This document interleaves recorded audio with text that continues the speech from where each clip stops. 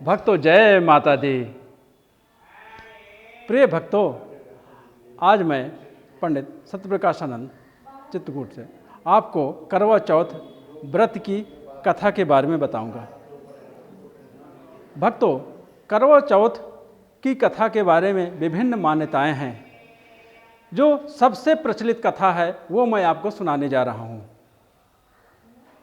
प्राचीन काल में एक साहूकार के 7 लड़के और एक पुत्री थी। पुत्री का नाम करवा था। करवा धीरे धीरे बड़ी हुई और उसकी शादी एक अच्छे परिवार में हो गई।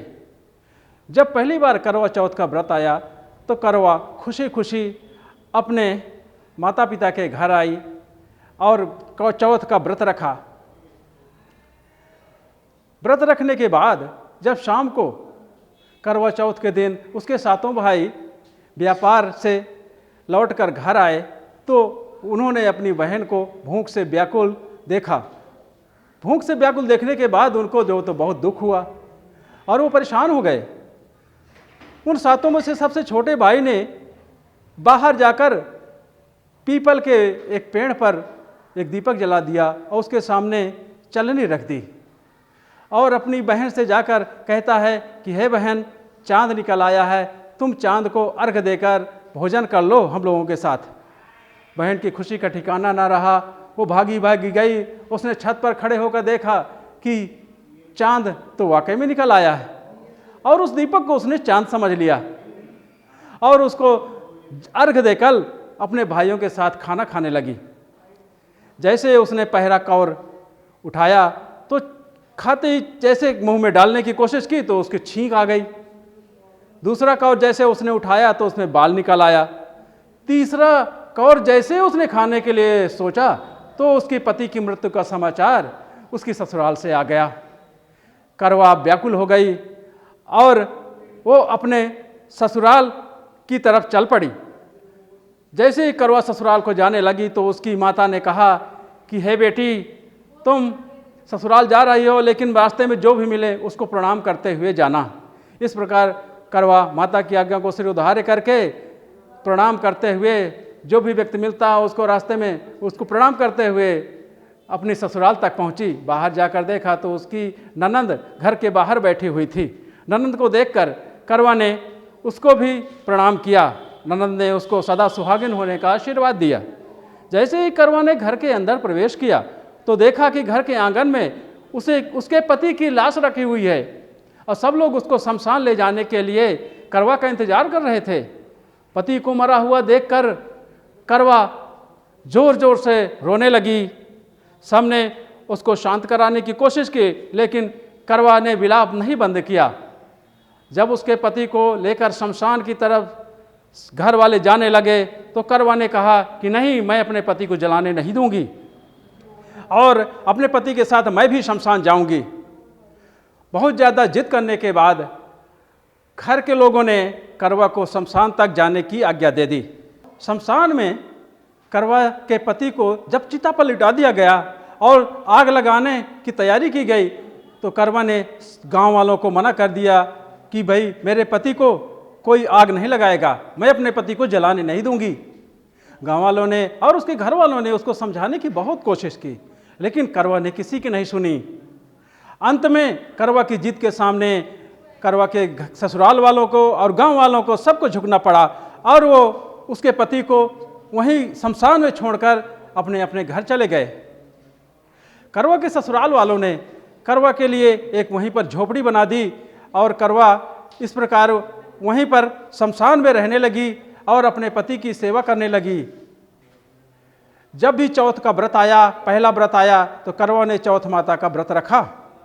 इस प्रकार व्रत करते करते जब करवा चौथ का कार्तिक मास के शुक्ल पक्ष की चतुर्थी को करवा का व्रत आया तो करवा ने बड़ी श्रद्धा से एक दिन पहले अपनी ननद से कहा कि मेरे लिए तुम मेरी सासू माँ से 16 श्रृंगार का सामान ले आना और करवा चौथ का व्रत की सारी सामग्री। जब करवा की ननद ने घर जाकर अपनी माँ से कहा कि कल भाभी माँ ने 16 श्रृंगार का सारा सामान और करवा चौथ व्रत की सारी सामग्री मंगवाई है। तो करवा की सासू माँ बड़े आश्चर्य में पड़ गईं और उससे कहने लगी कि ये सारा सामान बहू क्या करेगी। लेकिन ननद ने कोई जवाब नहीं दिया। उसने कहा कि सिर्फ सामान के लिए बोला है। अंत में सासू माँ ने दूसरे दिन 16 श्रृंगार का सारा सामान और करवा चौथ व्रत की सारी सामग्री अपनी बेटी से शमशान में रहने वाली अपनी बहू के पास भिजवा दिया। बहू ने बड़ी श्रद्धा से दूसरे दिन चौथ माता का व्रत रखा और शाम को चंद्रमा को अर्घ देकर जैसे ही प्रणाम करने लगी तो चौथ माता प्रकट हो गई और कहने लगी, हे बेटी, तूने मेरा व्रत गलत तरीके से रखा था, इसलिए आज तेरी ये दुर्दशा हुई, तेरे पति के प्राण गए। चौथ माता ने जैसे ही ऐसा कहा और बोली कि अब मेरे जाने का समय हो गया है, बेटी मैं जा रही हूँ, इतने में करवा ने चौथ माता के पैर पकड़ लिए और ज़ोर ज़ोर से विलाप करने लगी। चौथ माता ने कहा, बेटी अब कुछ नहीं हो सकता, अब तेरे पति को मैं जीवित नहीं कर सकती। लेकिन करवा ने माता की एक नहीं सुनी, उनके पैर पकड़कर विलाप करती रह गई, सर पटक पटक कर रोने लगी उनके पैरों में। तब चौथ माता का हृदय द्रवित हो गया और उन्होंने करवा को वरदान दिया कि जा, तेरे पति को मैं जीवित करती हूँ। इस प्रकार चौथ माता के आशीर्वाद से करवा के पति 1 साल बाद पुनर्जीवित हो गए। करवा की खुशी का ठिकाना न रहा और उसने अपने घर वालों को संदेशा भिजवाया कि मेरे पति जीवित हो गए हैं। और माता ने करवा को आशीर्वाद भी दिया कि जा, शमशान में ही मैं तेरा महल बनवा दे रही हूँ। और माता के आशीर्वाद से शमशान में ही करवा का एक विशाल महल बन गया और वो अपने पति को खुशी खुशी लेकर महल के अंदर प्रवेश कर गई। दूसरे दिन जब करवा की ननद ने घर जाकर अपनी माँ से कहा कि भैया पुनर्जीवित हो गए हैं, तो उसकी माँ ने कहा, तेरा दिमाग खराब हो गया, तू भी अपनी भाभी की तरह पागल हो गई है। तो उनकी बेटी ने जवाब दिया, नहीं, मैं पागल नहीं हुई माँ, मैं भैया से स्वयं बात कर आई हूँ, मिल के आई हूँ, भैया जीवित हो गए हैं। तब उसकी माँ की खुशी का ठिकाना न रहा और उन्होंने सारे गांव वालों को बुलाया और ये खबर पूरे इलाके में फैल गई। और दूसरे दिन सब लोग ढोल नगाड़ों के साथ जब शमशान गए तो उन्होंने देखा कि वहाँ पे एक भव्य महल का बना हुआ है, लेकिन वहाँ पे करवा और उसके पति नहीं दिखाई दे रहे थे। जब अंदर जाकर देखा कि उनका बेटा और उनकी बहू महल के अंदर बैठे हुए हैं, तब सबकी खुशी का ठिकाना नहीं रहा। इस प्रकार करवा के कठिन व्रत की वजह से चौथ माता ने उसके पति को पुनर्जीवित किया। इस प्रकार चौथ माता सबका कल्याण करें। बोलो चौथ माता की जय।